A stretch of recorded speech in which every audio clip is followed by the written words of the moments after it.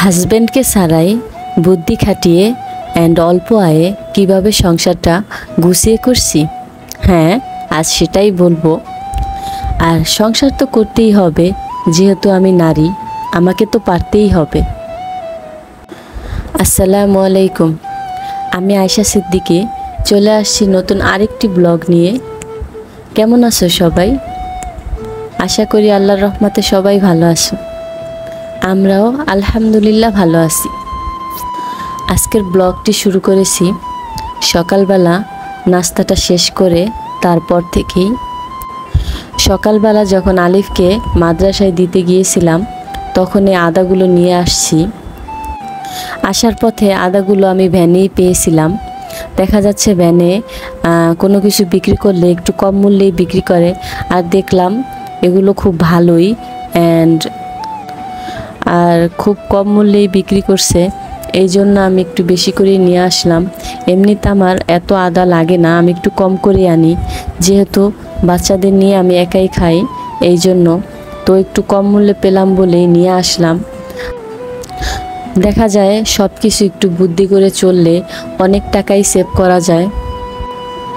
আমার হাজব্যান্ড প্রবাসে থাকে, তবে বলতে পারো যে প্রবাসীর বউরা অনেক বিলাসিতা করে চলে। অবশ্য সেটা কিন্তু সবার জন্য না।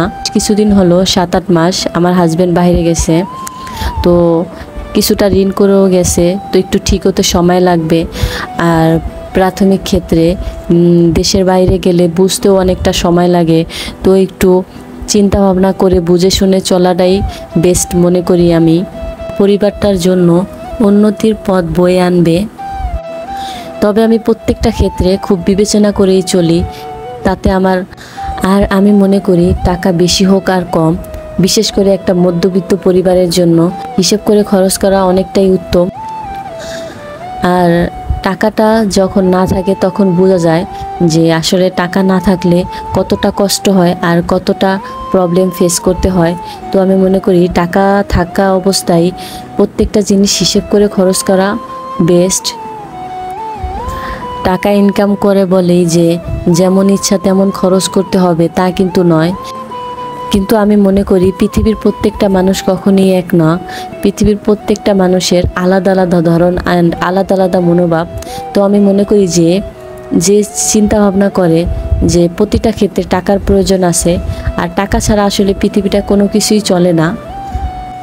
প্রত্যেকটা পদে প্রত্যেকটা জায়গায় টাকার প্রয়োজন হয়।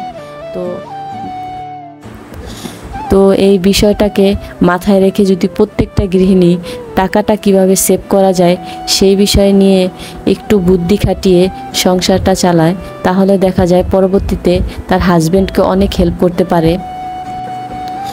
এর মাঝে আমি বলে নিই, আদাটা ছিলে আমি রান্নাঘরে চলে আসছি, পরে কেটে নেব। তো আমি আজকে পোয়া মাছ রান্না করব অ্যান্ড মিষ্টি কুমড়া ভাজি রান্না করব। আর আমি রোজাইনার জন্য খিচুড়ি রান্না করার জন্য সবজি কেটে নিয়েছি। তো আজকে আমি শুধু চাল দিয়ে খিচুড়ি রান্না করব। ডাল সবসময় না দিলেও হয়, ডালে প্রচুর পরিমাণ গ্যাস হয়, এই জন্য আমি মাঝে মাঝে ডালটা অ্যাভয়েড করি, শুধু চাল দিয়ে রান্না করি। তো আজকে আমি পোলাও চাল দিয়ে রান্না করব। পোলাও চালের খিচুড়িটা রোজাইনা খুব পছন্দ করে, এই জন্য মাঝে মাঝে আমি পোলাও চাল দিয়ে রান্না করি। সব সময় তো পোলাও চাল দিয়ে রান্না করা যাবে না। তো যেটা বলছিলাম, আমার হাজব্যান্ড কিন্তু অনেকটাই ব্যয় হিসাবী। ও কখনোই টাকা খরচ করার আগে চিন্তা ভাবনা করে খরচ করে না। সব সময় দেখা যায় বাজার করতে দিলেও কখনো দরদাম করে বাজার করবে না, সব বাজারে ঠকে আসবে। এই জন্য আমার মাঝে মাঝে খুব রাগ হয় অ্যান্ড নিজেও আমি করি। দেখা যায় আমি বলি তুমি আমাকে টাকা দিয়ে দিও, আমি বাজার করব। যখন আমি বাজারের দায়িত্ব নিই তখন অনেক টাকাই সেভ করতে পারছি। আর এখন তো প্রবাসে থাকে, এখন সম্পূর্ণ টাকাই আমাকেই মেনটেন করতে হয়। তো এখন যদি নিজে একটু সেভ না করে চলি তো দেখা যায় পরবর্তীতে প্রবলেমটা আমাকেই ফেস করতে হবে। তবে ও যেহেতু দূরে থাকে তো আমার মেনটেন করতে খুব কষ্টই হয়। দেখা যায় আমি যদি একসাথে সব কিছু কেনাকাটা করি, তো আমার জন্য একটু সুবিধা হতো। বাট একসাথে কেনাকাটা করতে গেলে সুপার মার্কেটে যেতে হয়, সেখানে অনেক খরচ পড়ে। তো আলাদা আলাদা দেখা যায়, কিছু কিছু জায়গায় সবজি ভালো পাওয়া যায়, কিছু কিছু জায়গায় মাছ ভালো পাওয়া যায়, একটু কম মূল্যেও পাওয়া যায়। তো আলাদা আলাদা করে কিনতে গেলে একটু ট্রাভেল করতে হয়। তাও আমি মনে করি অন্তত নিজেদের ভালোর জন্য, সংসারের ভালোর জন্য একটু কষ্ট তো করাই যায়, কি বলো? আর আমার হাজব্যান্ড যেহেতু নতুন গিয়েছে, তার স্যালারিটাও কম, আর এই কম স্যালারির মধ্যেই আমাদের চাহিদাটা সীমিত রাখতে হবে। আর যেহেতু আমার 2টা বাচ্চা আছে, ওদেরও অনেক কিছু দরকার হয়। আলিফ যেহেতু পড়াশোনা করে, তো বাচ্চাদেরও একটা ব্যাপার আছে, যখন বাচ্চারা পড়াশোনা করে তখন তার এক্সট্রা অনেকটা খরচ বেড়ে যায়। তবে আমি চেষ্টা করি আমার বাচ্চাটাকে শিখাতে যে কিভাবে হিসেব করে চলতে হয়। আর জীবনের প্রতিটা ক্ষেত্রে হিসেব করে চললে অনেকটাই ভালো হয় জীবন চলার পথে। একটা কথা কি জানো, প্রতিদিন গরুর মাংস অ্যান্ড ইলিশ মাছ খেয়েও জীবন ধারণ করা যায়, এবং ভালো মন্দ অ্যান্ড কম বেশি খেয়েও জীবন ধারণ করা যায়। একটা জিনিস যে প্রতিদিনই খেতে হবে তা কিন্তু নয়। আবার যে বেশি হিসাব করতে গিয়ে প্রতিদিনই খারাপ খাবার খাবে, আমি তারও সাপোর্ট করি না। প্রত্যেকটা ক্ষেত্রে ভালো মন্দ মিলিয়ে খাওয়া উত্তম, এটা স্বাস্থ্যের জন্যও ভালো। দেখা যায় কিছু মানুষ আছে এতটাই হিসেব করতে গিয়ে নিজের শরীর স্বাস্থ্যেই খারাপ করে দেয়। শরীরে যতটুকু প্রয়োজন অবশ্যই ততটুকু খেতে হবে। আপনি যদি নিজেকে কষ্ট দিয়ে আয় করতে যান না, তাহলে যতটুকু আয় করবেন তার থেকে বেশি পরিমাণ ব্যয় হয়ে যাবে। তাই আমি বলবো আয়ও করতে হবে, অ্যান্ড নিজের শরীরের দিকেও খেয়াল রাখতে হবে। আর যদি ঘরে ছোট বাচ্চা থাকে তাদের প্রতি স্পেশাল নজর দিতে হবে। তোমাদের সাথে কথা বলতে বলতে আমার রান্নাটা কমপ্লিট হয়ে গেছে। তো রান্না কমপ্লিট করার পর তোমাদের কাছে চলে আসলাম আবার বিকেলে বাচ্চাদের নাস্তা বানানোর জন্য। তো আমি প্রতিদিন আলাদা আলাদা নাস্তা রাখি বাচ্চাদের জন্য। নাস্তা বানানোর আগে সবসময় ওদের কথাটাই আমার আগে মাথায় আসে যে ওরা কি খাবে। আমাকে অতটা ইম্পর্টেন্স দিই না, কারণ আমি তো সব কিছুই খেতে পারবো, বাট বেবিরা তো সব কিছু খেতে পারবে না। তো ওরা চিপস পপকর্ন এগুলো খুব পছন্দ করে, যেহেতু এগুলো ঘরে ছিল তো এগুলোই আমি আজকে ভেজে দেব।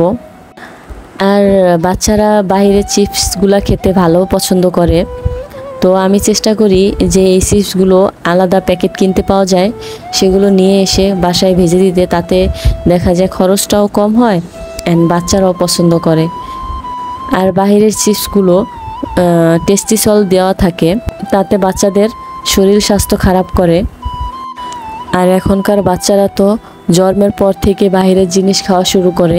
এতটাই চেষ্টা করি যে বাইরের জিনিস খেও না, তাও ওদের মানাতে পারি না। তবে যথাসম্ভব চেষ্টা করি যে বাইরের জিনিস না খাওয়াতে। ওর বাবা বাংলাদেশে থাকাকালীন দেখা যায় বাইরে অনেক টাকা খরচ হয়ে যেত, প্রতিদিন তো 100-150 টাকা ওদের বাইরে খাবার পেছনে চলে যেত। আমি অনেকটাই বারণ করতাম, বাট আমার কথা তো শুনতোই না। দেখা যায় এই খরচটা এখন আর হয় না। ওর বাবার কাছে যখন যেটা চাইতো সেটাই দিত। দেখা যায় তার জন্য অনেক প্রবলেমও হয়েছিল। ওর বাবা চলে যাওয়ার পর আমাকে অনেক জ্বালাতো। তো আমার বাসার নিচে যাওয়া তো সবসময় পসিবলও হতো না। আর আমার কাছে না এটা পছন্দ না যে বাইরের আলতু ফালতু খাবার খেয়ে টাকা নষ্ট করা, এটা আমার কাছে কখনোই পছন্দ ছিল না অ্যান্ড পছন্দও না। তো আমি যতই বারণ করতাম খুব জ্বালাতন করতো।